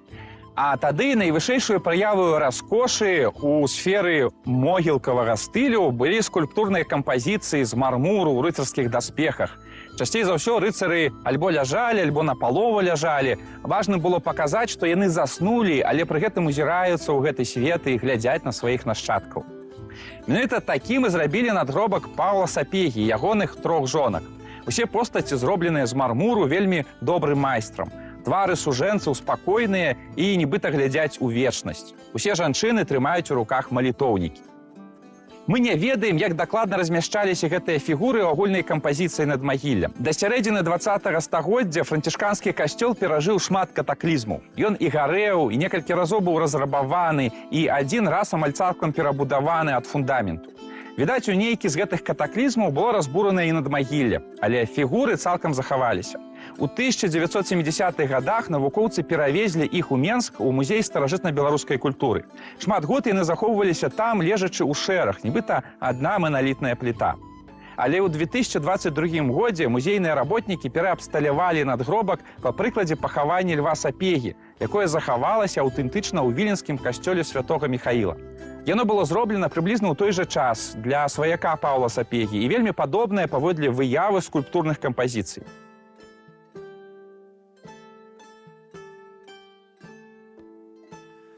Вельмі цікавае жыццё нашых продкаў часам цалкам не такое, як можна было б яго уявіць. Гэта былі няпростыя рэчы Цімоха Кудовіча.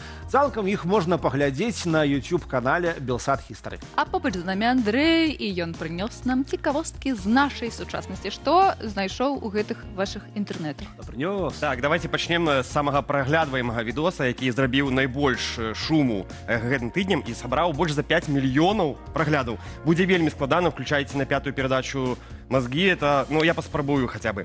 Короче, есть инстасамка, российская артистка. Она присвятила песню «Белорусы, Maybe Baby». И в этой песне она, ображая нашу спевачку, издивляется, что та еще не дома и, цитата, «не собирает картошку или бульбу». У адказ «Maybe Baby» беларуска записала рэп-ролик, які набраў ужо 5 мільёнаў праглядаў, і ў відэа гэтым яна спрабуе перавучыць рускую зорку інстасамку называць не Беларусія, а Беларусь, заварочваецца ў чырвона-зялёны сцяг і чытае рэп, у тым ліку на беларускай мове. Вось. Цяпер беларуская моладзь масава здымае тыктокі і відэа пад гэты гук, пад гэты рэп. Нехта жартуе, што ніколі не думаў, што галоўнай піаршчыцай Беларусі стане вот это «Maybe Baby», а расіяне тым часам ужо кажуць пра тое, што пара адмяняць моду на паўднёвакарэйцаў. Ведаеце такую моду? Так. Мяняць з паўднёвакарэйцаў на беларусаў.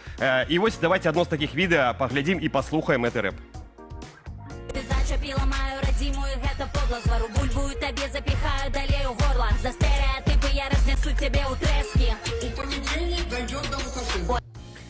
Ну вось такая. Так, а гэта была «Maybe Baby» или іншая? Не, гэта ўжо людзі, которые танчаць пад гэты кліп. Я была упэўнена, што я ведаю ўсіх артыстаў беларускіх, нават гэта якая пяе пра там нешта бульба-дэнс, але вось гэта для мяне сакрэт. Ну агульны пасыл такі, я запіхаю бульбу табе ў горла.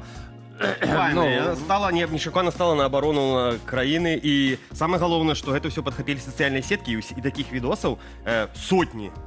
За что ты меня любишь? За Беларусь. Так, а пакуль в Беларусь вяртаецца гонар за Беларусь, які заўсёды там быў, але узмацняецца, павышаецца. Таксама ў Беларусі вярнуўся яшчэ і такая прыгоженькая жывёлінка, якая называецца лясны кот. І яна вярнулася ў Беларусь упершыню за амаль 100 гадоў, толькі ўявіце. Да, у Жыткавіцкім раёне відэапастка яе зафіксавала. Это еўрапейскі лясны кот, якога апошні раз у Беларусі бачылі ў 1927 ажно годзе, амаль 100 гадоў. Калі гэтага звера забілі ў Барысаўскім раёне. У 17-м яго ўжо фатаграфавалі, ён трапляў у кадр, але цяпер упершыню знялі на відэа. Это вот кот, чым адрозніваецца ад звычайнага. Ён троху буйнейшы за хатняга, у яго густое футра, кароткія такія паласаты хвост, і ён не мае прыкмет гібридызацыі. Ён харчуецца грызунамі і всякім такім, і вось яго не было. Як вам? А мы ўпэўнены ў гэтым, бо ён вельмі падобны на ўсіх гэтых котак і коцікаў, якія... Не, ён больше, значна больше. Вы Майкуна бачылі значна большага? Да, але я такое хочу сказаць, што мне здаецца, што ён заўсёды быў у Беларусі, просто ўдала хаваўся. А тут відэапастка. Мне здаецца, што хутка знойдуць і беларускага еці. Ну вот честное слово. Ну это не складана. А дарэчы, гэты кот, і ён хутчэй за ўсё кажа, што прыйшоў з Украіны, з гораў, з Карпатаў. Карпатскі кот. Мне падабаецца, як вы вось гэтыя міфы, розныя легенды, ўсё, калі ласка, расказваеце. Это быў дзікі кот. Карпатскі. Катя, ён існуе. Сушліка бачыш, вот, не, а ён ёсць. Абавязкова трэба мець вот эту інфармацыйную гігіену і ўсім, каб адрозніваць навіны паміж сабою. І вось гэтым, такім падобным бізнесам, навучаннем у Беларусі займаецца адзін мужчына. Ён з 2017 года навучае пажылых людзей камп'ютарнай пісьменнасці, уявіце сабе. Ён вядзе гурткі, дзе паказвае, як карыстацца інтэрнэтам, як пісаць у вайберы, як замовіць таксі або тавары праз той славуты там Wildberries ці што яшчэ. Ось яго відэа з заняткаў, якія вы цяпер бачыце, збіраюць мільёны праглядаў. Гэта не перавелічэнне, это сапраўды так. Тысячы каментароў. У каментарах жартуюць, крытыкуюць. Хтосьці падтрымлівае. Зачытаю пару каментарыяў. Цяпер бабуля зможа напісаць, калі нешта здарыцца. Плюсик, плюсик. Зайздрошчу вашай цярплівасці, то бок выкладчыку. Праз 40 гадоў мы будзем на іх месцы. Вот такі каментар ёсць. Кошт заняткаў схадзіў бы і я. Усяго 1 рубель 16 копеек за 2 гадзіны, за паўтары. І вось 1,5 гадзіны на тыдзень за занятак, троху больш за рубль, і праз паўгода людзі, пенсіянеры ў першую чаргу, карыстаюцца сучаснымі тэхналогіямі. Да супер. Гэта крутяк. Это вельмі на самой справе пенсіянеры вельмі здольныя людзі, у них шмат вольнага часу, і, канешне, ім гэтая сучасная камунікацыя вельмі патрэбны. Вось ведаю адну жанчыну, блізкі мне чалавек, яна, каб стасункавацца са сваёй сяброўкай з Ізраіля, асвоіла скайп і дайшло до таго, што недаўна она пажурыла сваю дачку. Как закрылі? Не, сказала, не, ну там яны іншыя ўжо Teams там выкарыстоўваць. Дашло до таго, што недаўна сваю дачку пажурыла, сказала, як у цябе няма Фейсбука, там столькі цікава. Дарэчы, ну да, Фейсбук, дарэчы, гэта вось гэтага ўзросту. І яно дапамагае за тое, вот этой курсы пазбавіцца, напрыклад, ад злоўмыснікаў, якія от дураць людзям. Людзі знаёмяцца. Так, ад родных таксама уцекчы можна, калі... Давай далей, што там яшчэ? Давайте переносимся на вёску. Недавно пройшоў фестываль народнага гумору у вёсцы Аўцюкі ў Калінкінскім раёне. Все гэта ведаюць, мы яго рэкламавалі, дарэчы.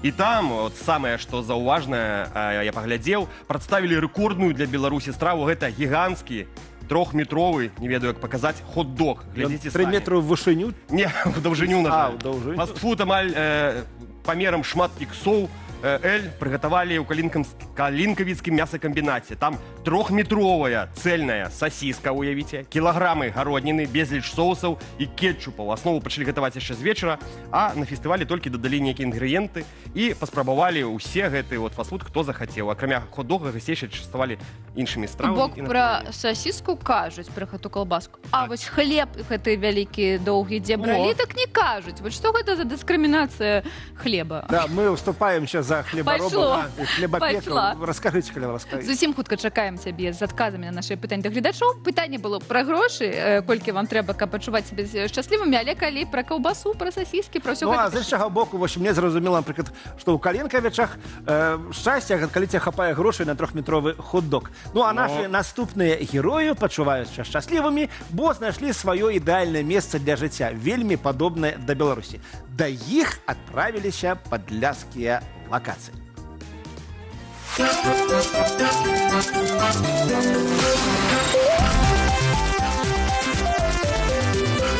О, бачиш, що на дереві?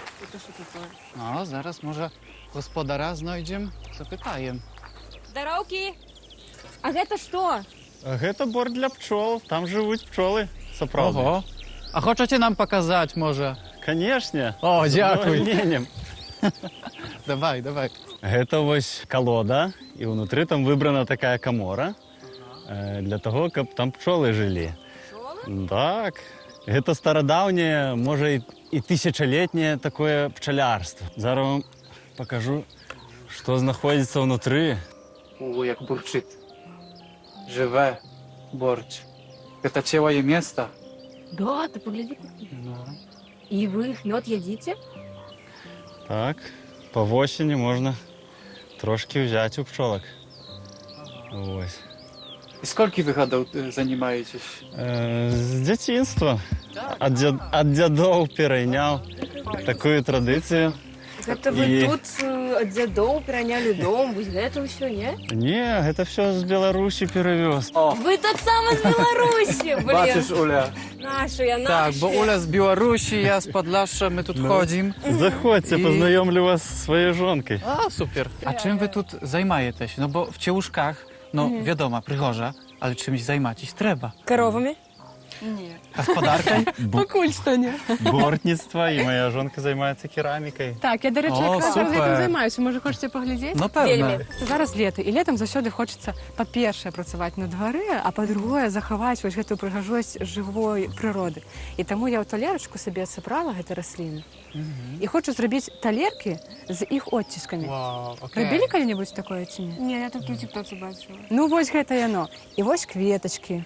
Мои любимые, флоксы называются. О, мы такие в детстве ели. Ой, я ела, тут его солодкая. А ты сказал, что нема такого. Это на тоненький смак. Так, из гэтых дзюбачак достаешь. И вось это вось так само солодит. Да. И вось можно их раскласти себе. Молодые листики винограду, то бок, что тут расце.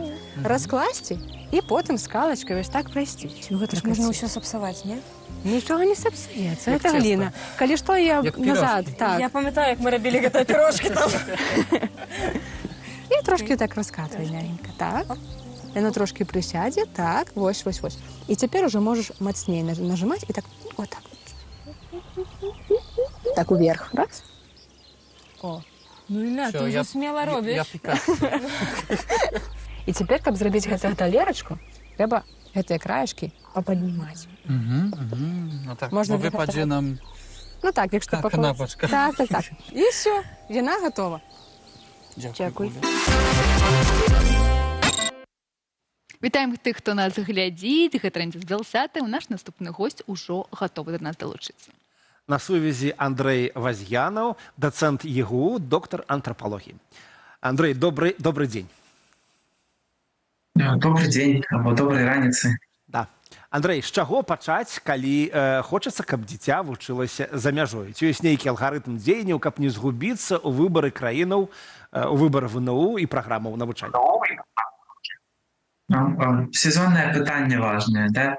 Ну, конечно, тут шэраг фактараў можа быць важным, і насамрэч у кожнай сям'і ёсць свае, мабыць, нейкія прычыны, чаму дзеці хочуць навучацца за мяжой, або бацькі хочуць дзяцей адправіць вучыцца за мяжу. Камусьці тут важна, як пабудаваны навучальны працэс, камусьці важна, як спалучаюцца фундаментальныя веды і практычныя навыкі, да, бо мы вучымся, каб працаваць. Хтосьці зверне ўвагу на то, як далёка краіна навучання знаходзіцца і як будзе лагістыка выглядаць. І таксама многія сёння глядзяць на тое, ці ёсць магчымасці дыстанцыйнага навучання, завочны фармат. Ну і мы добра ведаем в універсітэце, што сёння беларусы і беларускія маладыя вельмі цануюць магчымасць удзельнічаць у міжнародным акадэмічным абмене, у розных праграмах абмена і, конечно же, абіраць свабодна месца працы пасля заканчэння універсітэта. А наколькі загадзя трэба пачынаць рыхтавацца да паступлення за мяжу, і калі пачынаць? З 9 класа, з 11, за год, ці раней, ці у 8, у 5 ужо абіраць, куды пойдзеш? Складанае пытанне, таму што падлеткі вельмі дынамічна развіваюцца як асобы. Але тут што дакладна можна сказаць, это што варта за год, за два пачынаць займацца шчыльней вывучэннем замежных моваў, Да, і, канешне, тут англійская мова сёння ў прыярытэце, як мова адукацыйнага працэсу, мова адукацыі міжнародная. Да, і вось варта на гэта глядзець.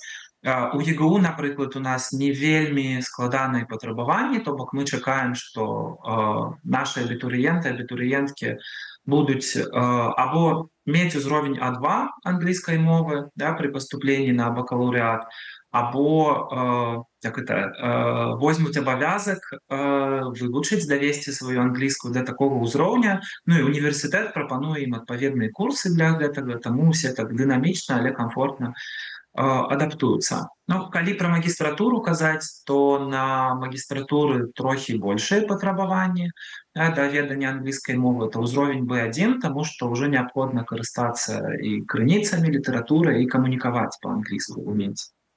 Андрэй, а давайте вось пра бюрократычныя перашкоды трошкі паразмаўляем з вами. Якія вось перашкоды, скажем, чакаюць беларусаў пры паступленні ў замежнае ВНУ? Я там уже ведаю, што гэта, напрыклад, нейкія дакументы, прызнанне атэстатаў, там апастылі, візы, але ці ёсць нейкія сюрпрызы, нейкія неспадзяванкі, нешта нечаканае ў гэтай сферы для беларусаў менавіта? Ну, гэта залежыць вельмі і ад універсітэта, і ад краіны. Да, то бок, напрыклад, у ЕГУ ад абітурыентаў з Беларусі не патрабуецца рабіць апастыльныя дакументы аб адукацыі, да і на іншыя дакументы. Універсітэт мае права прызнаваць замежную адукацыю самастойна. Няма ніякіх перашкод з-за грамадзянства тут. Ну, але, на жаль, мы ведаем, да, што не паўсюль так справы абстаяць зараз, і могуць быць абмежаванні і на паступленне для грамадзян Беларусі на пэўнай спецыяльнасці. У некаторых краінах еўразвяза ў тым ліку, да, і ў некаторых асобных універсітэтах. Тут трэба глядзець на канкрэтныя абставіны, на заканадаўства краіны на нацыянальным узроўні, але таксама на правілы асобных універсітэтаў. А як увогуле шукаць ВНУ пад канкрэтныя патрэбы дзіцяці, напрыклад, гуманітарныя, тэхнічная адукацыя, ступень валодання мовай, краіна, бюджэт? Ці можна гэта зрабіць самастойна, я не ведаю, на сайце пашукаць, або лепш звяртацца дапамогу да агенцтваў, кансультантаў, дзень адчыненых дзвярэй? Добра, калі ёсць некая тут прафесійная дапамога і дасведчаныя эксперты, але ясна, што не ва ўсіх ёсць такая магчымасць, да, і не заўсёды абставіны дазваляюць. Вот. Ну, дзень адчыненых дзвераў – гэта дакладна добрая ідэя, да, далучыцца. І, напрыклад, у ЕГУ ёсць, калі ідзе абітурыенцкая кампанія, цэлая серыя вебінараў, адкрытых лекцый і дні адчыненых дзвераў. І мы заўсёды запрашаем, у соцсетках публікуем пра гэту інфармацыю, запрашаем далучацца. Гэта вельмі адкрытыя імпрэзы. Вось. Але тут яшчэ трэба разумець, што сённяшняе пакаленне падлеткаў, да, вельмі хутка засвойвае тэхналогіі. Мы жывем у так званай постфігуратыўнай культуры, дзе ў нас дзеці могуць вучыць бацькоў многім рэчам. Да, і тут важна прыслухацца таксама і да маладых людзей. Вот. Адначасова я бы падкрэсліў, што трэба глядзець на сусветны рынок працы, таму што, зноў жа, мы атрымліваем адукацыю, каб потым ёй карыстацца ў прафесійным жыцці, да, зарабляць грошы, развіваць сябе праз працу. І тут мы бачым у тэндэнцыях, што ў нас штогод знікае частка прафесій, адначасова з'яўляецца некаторая колькасць новых прафесій. Да, то бок, трэба быць гатовымі да таго, што прафесію ў жыцці прыйдзецца змяніць, верагодна, нават не адзін раз. Да, і вось у гэтай сітуацыі што стабільна, да, якія навыкі стабільна будуць запатрабаваныя. Ну, вось даследаванне Сусветнага эканамічнага форума кажа, што у топ такіх якасцяў уваходзяць крытычнае мысленне, крэатыўнасць, эмпатыя, здольнасць камунікаваць у соцыуме і ўстойлівасць да зменаў, тому што змены паскараюцца і непазбежны. Ну і тут можна яшчэ сказаць, што адной тэхнічнай, да, адукацыі, адных тэхнічных навыкаў можа быць недастаткова. Таксама вельмі важны гэты мяккія навыкі, навыкі камунікацыйныя, сацыяльныя і гуманітарныя. Ну і таму попыт на гуманітарную адукацыю ў свеце застаецца высокім, нават расце, нягледзячы на перамены.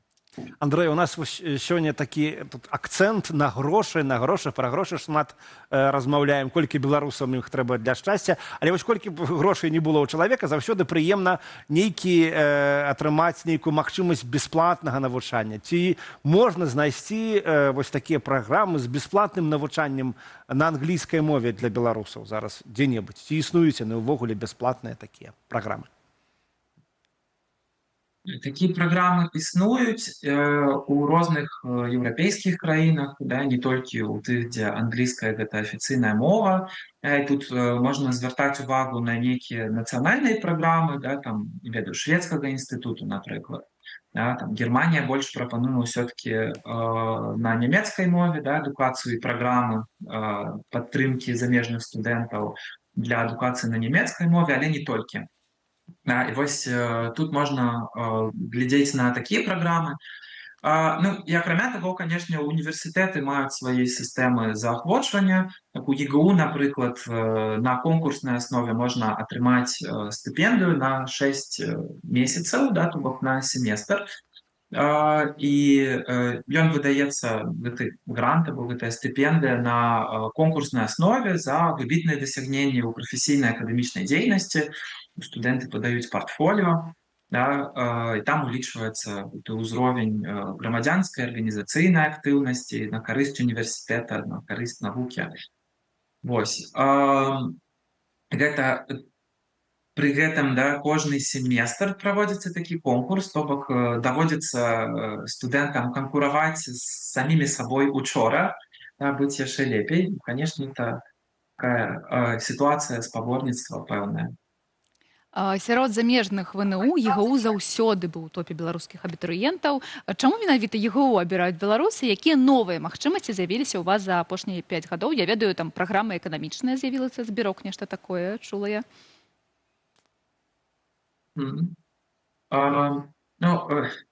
ЕГУ, па-першае, ўсё-таки ўжо існуе 33 гады, да, і гэта пэўны брэнд, які асацыюецца з міжнароднымі стандартамі адукацыі, з каштоўнасцямі з пэўнымі, да, з мадэллю Liberal Arts, дзе можна выбіраць частку курсаў, дзе можна камунікаваць са студэнтамі з іншых праграм, дзе заахвочваецца праектнае мысленне, да, дзе зноў-такі ёсць вось гэтая сістэма заахвочвальных стыпендый.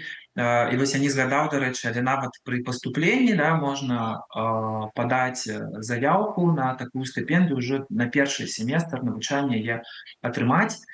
Вось. І напэўна, можна сказаць, што менш стрэса, да, у людзей, якія паступаюць у такі знаёмы універсітэт, дзе шмат людзей з Беларусі, дзе паступова павялічваецца доля англійскай мовы ў навучанні, і няма гэтага шока, да, першых тыдняў ці месяцаў навучання. Да, таму тут ёсць пэўныя даўно знаёмыя людзям перавагі. Вось. Ну, што новага з'явілася, досыць шмат з'явілася новага за апошнія 5 гадоў. Да, ёсць новы сучасны кампус, дадалася бізнес-школа, дадалася школа лічбавых кампетэнцый, з'явіліся і рыхтуюцца новыя магістарскія і бакалаўрскія праграмы. І ў сукупнасці сёння мы прапануем 17 праграм, з якіх 9 это бакалаўрскія, 7 магістарскія, 1 доктарская. Яны вельмі розныя. Да, ёсць гуманітарныя, ёсць больш тэхнічныя, да, і выбар для студэнтаў таксама вырас. У нас вельмі разнастайная такая студэнцкая супольнасць. Ну і ранейшыя праграмы, яны абнаўляюцца рэгулярна, таму што выкладаюць на іх практыкі людзі, якія не толькі ва ўніверсітэце, да, яны адначасова працуюць у адпаведных галінах, у адпаведных сферах. Да, і сёлета наша прыёмная кампанія працягваецца да 24 жніўня. Уся інфармацыя публікуецца ў сацыяльных сетках, таму тут шчыра запрашаем пацікавіцца і далучыцца. Дзякуй, вялікі спадар Андрэй. Я нагадаю, што з намі быў Андрэй Вазьянаў, дацэнт, доктар антрапалогіі. Дзякуй вялікі, гэта было вельмі цікава. Прывітанне ЕГУ. Прывітанне. Ну, а я хочу нагадаць, што ў нас засталася адна недарасказаная гісторыя, працяг самай крэатыўнай бойкі беларускі з птушкамі. Глядзім.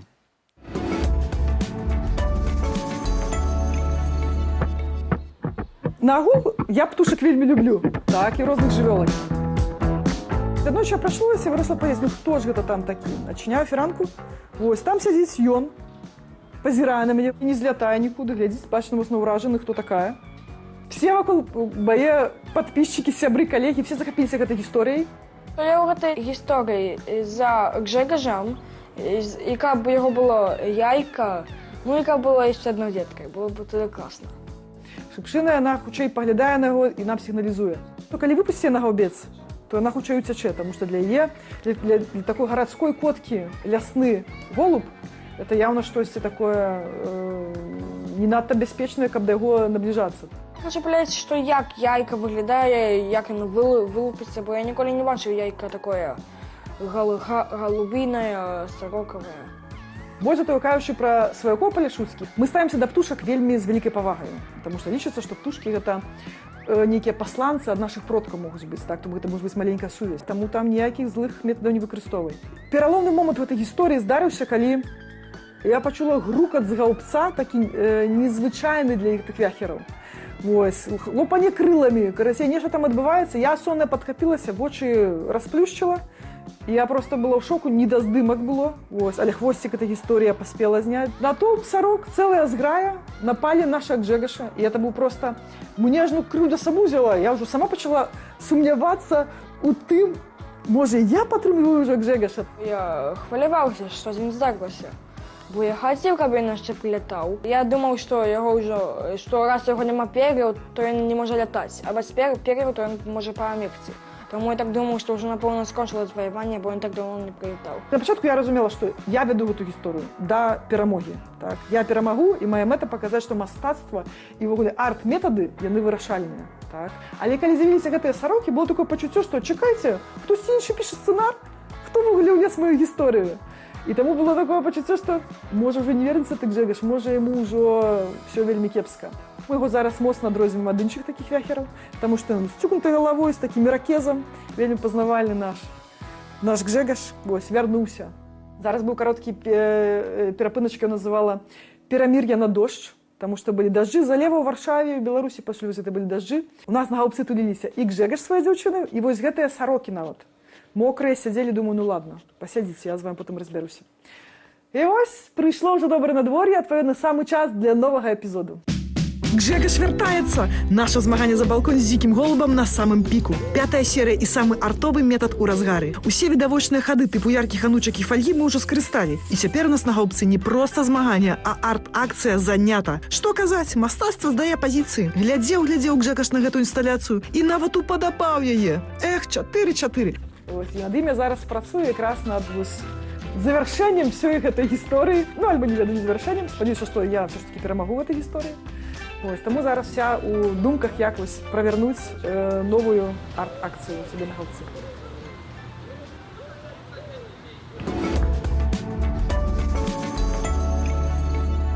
Засталося зусім нешмат часу, надышоў час даведацца, што вы пісалі ў каментарах, і ці пісалі вы нешта? Так, апісалі нам, дарэчы, з Ізраілю, Беларусі, Латвіі, Літвы і з беларускіх гарадоў розных, называць іх ужо не будзем. Пра што агулам размаўлялі? Пачнем з апошняй размовы пра студэнтаў.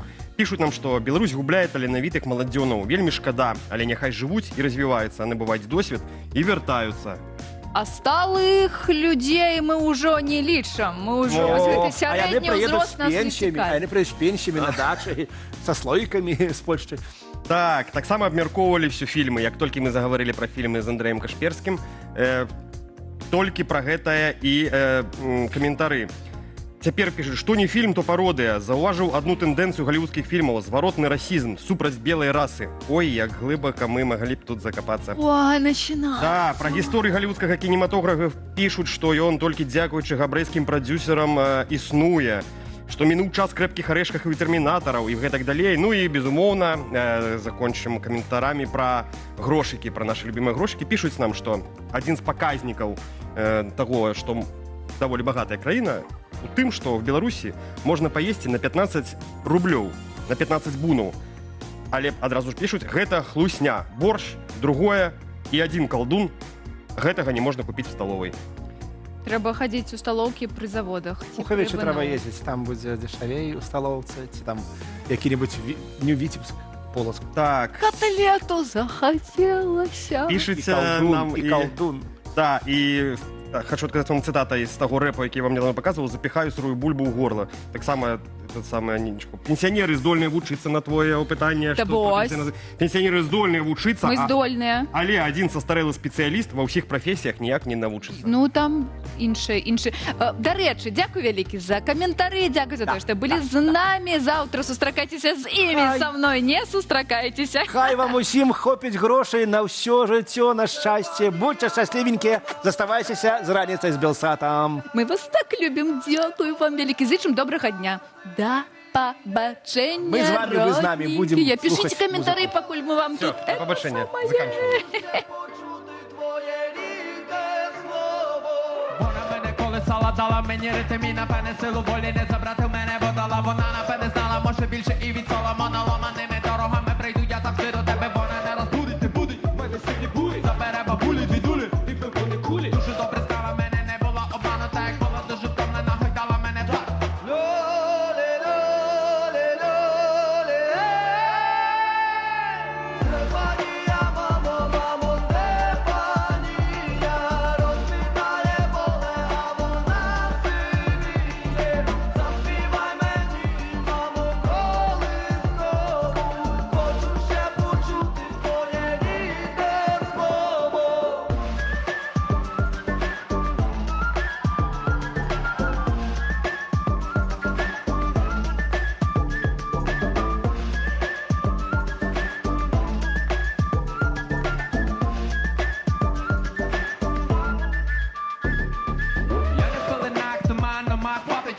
Я не виріс та виріс за речі платить, я не мала дитина, бо надалі нерви тратить, я гуляв. Ще буде потрапив, ти все молода, о мамо на піку, дівчиниці не опіку, на піку, слави мене ту піку, забивайте піку, цю піку, я беба пік. Свій, свою любов'ю. Лоле, лоле, лоле,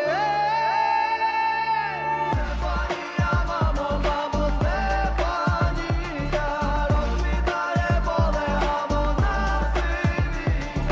заспівай мені, мамо, колискову, хочу ще почути твоє рідне слово. Стефанія, мамо, мамо, Стефанія, розквітає поле, а вона сивіє. Заспівай мені, мамо, колискову, хочу ще почути твоє рідне слово.